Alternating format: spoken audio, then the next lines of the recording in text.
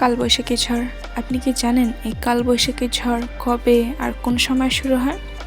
কালবৈশাখী ঝড় বাংলা মাসের শেষ মাস অর্থাৎ চৈত্রের শেষে শুরু হয়ে থাকে এবং বৈশাখের মাঝামাঝি সময়ে আসল রূপ ধারণ করে।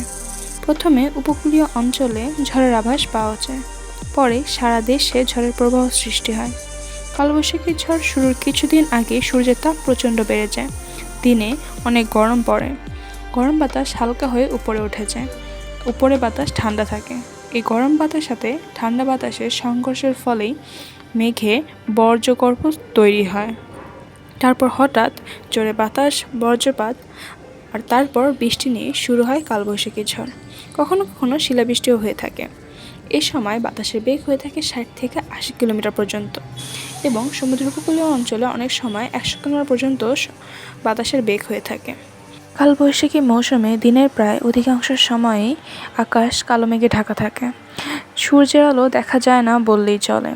দিনের বেলাও রাত বলে মনে হয়। সারাদিনই বৃষ্টিপাত, ঝড় এবং বজ্রপাত হয়ে থাকে। অতিরিক্ত বৃষ্টির ফলে কৃষকের জমির পানিতে ডুবে যায় এবং ফসল নষ্ট হয়ে যায়।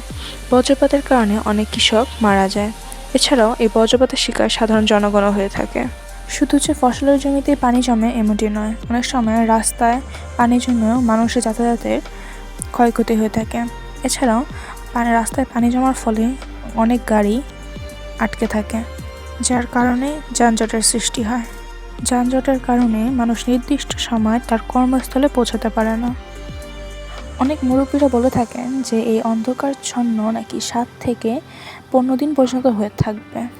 কালবৈশাখী মৌসুমের এই রূপ বাংলাদেশের বিভিন্ন অঞ্চলে বিভিন্নভাবে দেখা দেয়।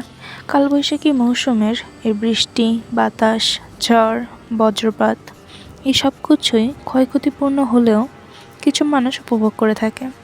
তার মধ্যে আমিও একজন। বলা যায় কালবৈশাখী প্রকৃতির এক ভয়ঙ্কর কিন্তু সুন্দর রূপ।